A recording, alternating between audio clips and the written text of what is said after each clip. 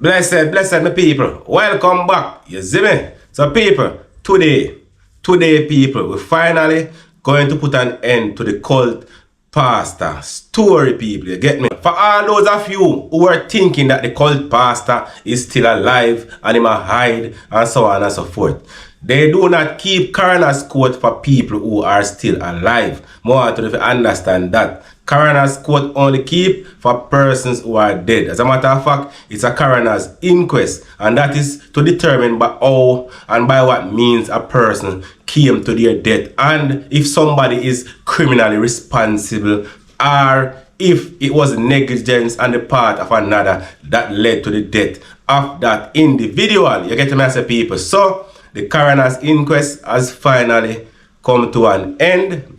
The verdict has not been passed as yet, but we all know, people, the coroner's court is another signal to people that the cult pastor is actually dead, contrary to what a lot of persons think. And we don't need to go back over all the stories about the cult pastor, because everybody know the cult pastor story already and know all of what him going with and know the alleged circumstances under which he lost his life. Some people don't believe, some people believe. But at the end of the day, people, the cult pastor is dead. You understand? And the coroner's inquest came to an end. So now, people, we're going to let this matter lie. Alright? So, people, the cult pastor is dead. You understand? And you can listen this news clipping to understand more from what transpired in the coroner's court. Listen. The constables say the disturbing series of events started before they left the Barnett Street police station in Montego Bay to take Smith to the Major Investigation Division office in Kingston. They say Smith told Constable Orlando Irons, who died with him, that the cup of tea he was having before starting the journey to Kingston would have been his last. They say Smith also told them they would not make it into Kingston and that he, Kevin Smith, was going to die. Both constables testified that Smith told them along the journey that he guaranteed them that the unmarked police service vehicle, a blue Toyota Corolla they were traveling in, was never going to make it to Kingston. The driver, Constable Ryan Harrison, said when he heard what Smith had said, he looked in his rearview mirror to see if Smith was still shackled. The policeman told the court today that for the entire journey, Smith was always rocking, singing and speaking in languages that they didn't understand. They say that when they got into St. Anne, Smith made a request. He said that he wanted catch and speak water specifically. They said they bought him the water, which he opened by himself and drank. They said when they got into St. Catherine, Smith shouted out in the car that he's from St. Catherine and this is where he wanted to die. He then made another request that he wanted to urinate, and if the policeman didn't allow him to urinate, he would have done it in the car. They both testified that it was shortly after that Smith held on to the shoulder of the driver. Constable Chevon Gordon, who was seated in the front passenger seat of the ill-fated service vehicle, broke down while speaking about the things Smith said and did in the car while being transported to Kingston. Constable Gordon related his testimony in tears as he described how Smith held on to the left shoulder of the driver, Constable Harrison, pulling him after shouting out he's from Bog Walk, St. Catherine, and that he wanted to die there. He said when Smith held on to the driver, the late Constable Irons, who was sitting in the back with Smith, immediately tried to remove Smith's hand from the driver's shoulder. Both constables said that Smith held on to the driver despite both his hands and feet being shackled.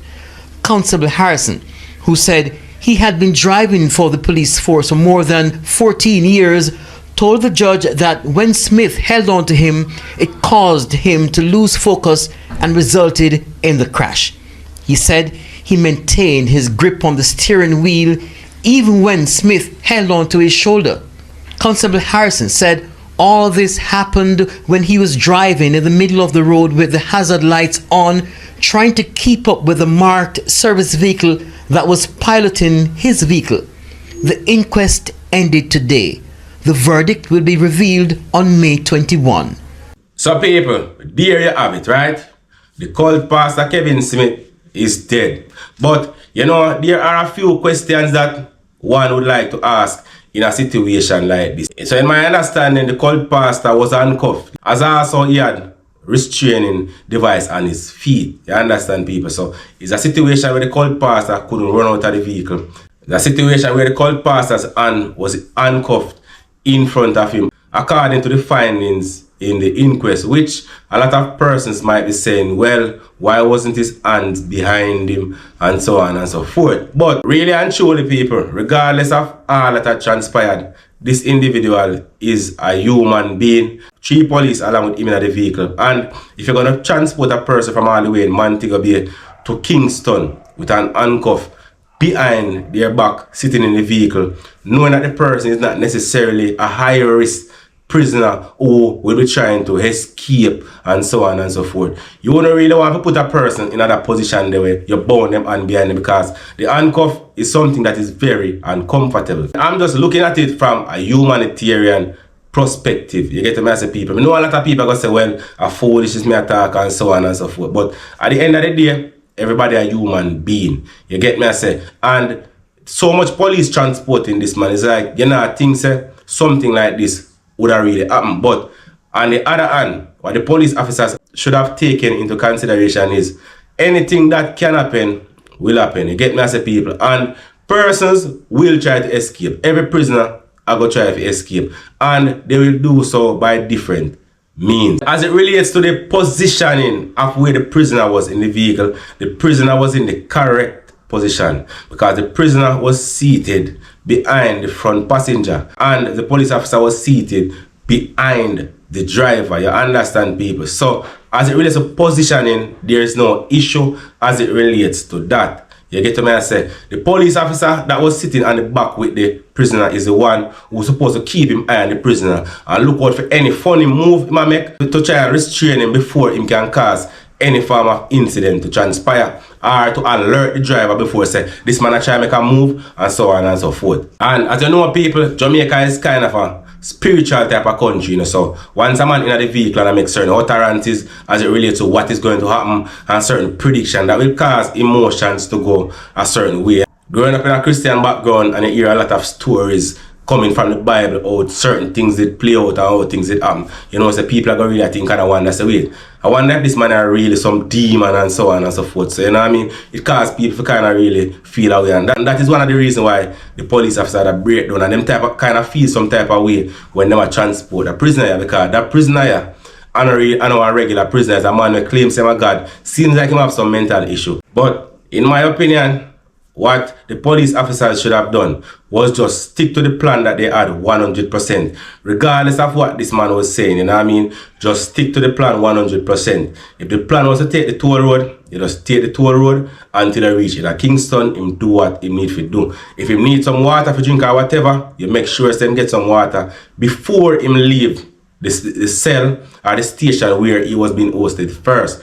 With a person like this, you don't need to stop a road and buy him nothing. Because I say, you need to just go straight at town, in my opinion. You see me, just try to get him to point B, and when him reach point B, him get where him need to get. But as we say, everybody a human being, and everybody have feelings. So if you are transport a man, and the man say, boy, he want to urinate, or he want to defecate, you know what I mean, him feel some type of way, you as a police officer and as a human being was supposed to preserve life. You are going to try your best to see what you can do for him. You get to me, I say, people. So the situation happen now, so people gonna look at it and say, boy, them wouldn't do this and them wouldn't do that. But the fact of the matter is, they were not in the situation at the time to know what they would have done if they were faced with those challenges. It is obvious that Kevin Smith had a suicidal intention based on what he was saying and the predictions. The move that Kevin Smith made was basically a desperate move. And obviously, he was not in his right mind. The man is a mad man, so you have to bear them things in mind based on the things them when go on with. You get to me, I say, people. But at the end of the day, it has come to a closure now, people. You get me? Kevin Smith, the cult pastor who killed off the people, is dead and his inquest is completed. People, once again, coroner's inquest is only held for persons who have died. It is to determine how that person came to their death. You know what I mean? Whether or not somebody is criminally responsible for that person losing their life. So, going forward, we will not be talking about this individual again. People, we are also going to talk about a situation that happened at a funeral home and caused the family of a young man to be burying the wrong body on the funeral day. You know, people, we're going to look into this story because, in my opinion, it's one of the highest level of negligence that could have caused something like this to happen. And the family members also should take a little bit of the blame because the family members have a responsibility to visit the funeral home and ensure that the body that they are taking to be buried is the body of their family member. Not saying that the family is to be blamed totally, because whatever transpired is as a result of the funeral home's negligence 100%. You understand, people?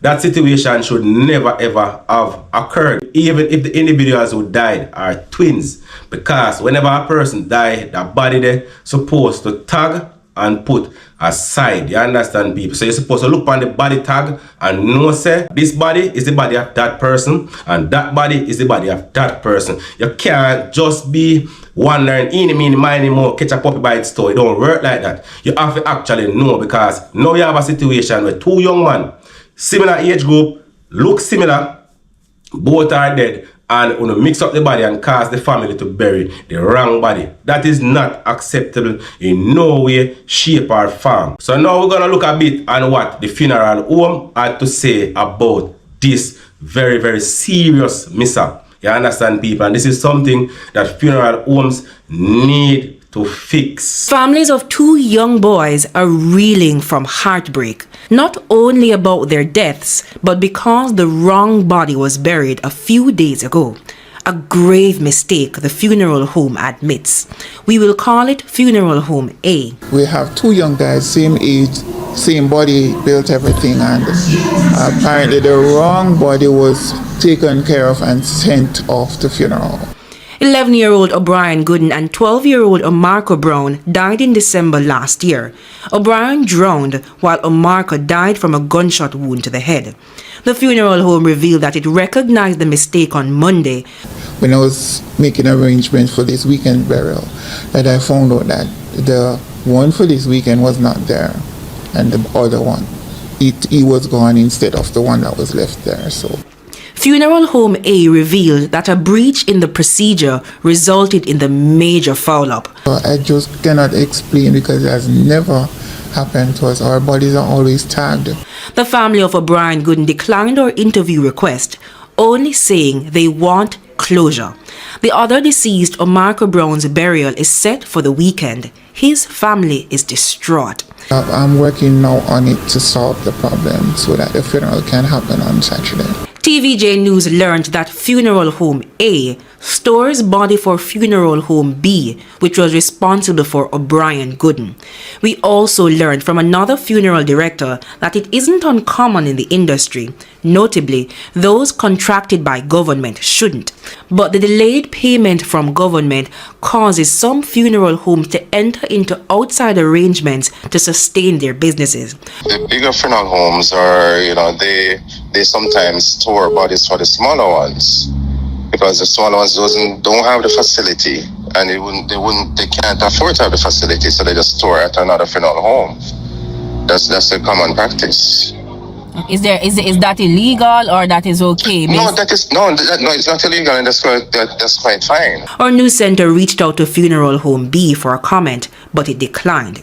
Now, Funeral Home A is rushing to get O'Brien's body exhumed, first with an application to the Ministry of Health and then to the municipal corporation. In the case of somebody burying the wrong person, how often do you hear that happening?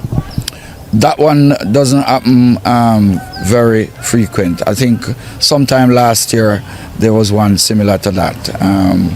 But this begs the question of the regulation as it relates to funeral homes. Already news of the mishap has spread to other funeral homes. As professionals, we have to pay attention to details. Some of the persons out there say they're doing funerals, it's just a hustle. And we have to stop that, because it is not nice for somebody out there to be grieving and for something like this to be added to their grief. The Jamaica Association of Certified Embalmers and Funeral Directors has been calling for regulations for the sector for years. In 2016, Health Minister Dr. Christopher Tufton promised to bring legislation to Parliament. 8 years later and still nothing. But now we were told by the Attorney General's office that the legislation actually lies in the Ministry of Local Government, who now needs to lead the next phase of tabling the amendments to the regulations. And myself and Minister Mackenzie are now discussing that. As for how soon that legislation will be brought to Parliament, he wasn't able to say. For the families of the two boys, however, they want immediate closure. So people, now that you have seen the video about this funeral home and the level of negligence that they displayed, what are your opinions on this? If it was your family member, what would you have done? You understand, people? Because it's a very, very sad situation. You know what I mean? It adds to the grief that the family is already going through. It's like you put them through more grief than grief. Imagine if you know, say, you cry and you scream and you bury somebody, and the person that you bury is actually the wrong person, whose family member are preparing funeral for that same person who you bury for the following week. You understand, people? And this is all because of the negligence of the funeral home operators, because they are the ones who need to put strict measures in place to ensure that mistakes like these do not happen. What if it was a situation where a body was to be flown out of the country to another country for funeral? You understand, people? Then imagine you fly out the wrong body, spend how much thousands of dollars to do that, and when you reach, you find out say it's not the right body you get for bury. And it's all because of the negligence of people. What the funeral homes have to do, put things in place and have persons who supervise the people who have handling the bodies and ensure that they do what they are supposed to do. It can't just be arbitrarily done. These things have to be done systematically. And for the family members, I'm wondering if they were the ones who went to the funeral home to actually dress the body. You know what I mean? Mother, father, uncle, close relative, guardian, whosoever that person was to the individual who died. And know the person and saying, wait, this is not the person. But the issue is, when a lot of persons die, especially when a person drowned, even if the person was a brown person, the body have a tendency to look black. You understand? And the other person looks black. Even though the image of the person who has been alive is light skinned, it is possible for when the person drowned, that body to get black. You understand, people? So that could have been one of the issues that they were having to identify and separate the bodies. And it's a very, very sad and heartbreaking situation. Just to know that these two young men lost their lives in tragic circumstances, and their relatives have to go through 2 times as much stress. You get me, as a people, it is not nice. It is not a nice feeling, and I would not wish a situation like this for anyone. Anyway, peeps, you can leave your opinion in the comment section. You can also like, subscribe, and share. Until next time, peace.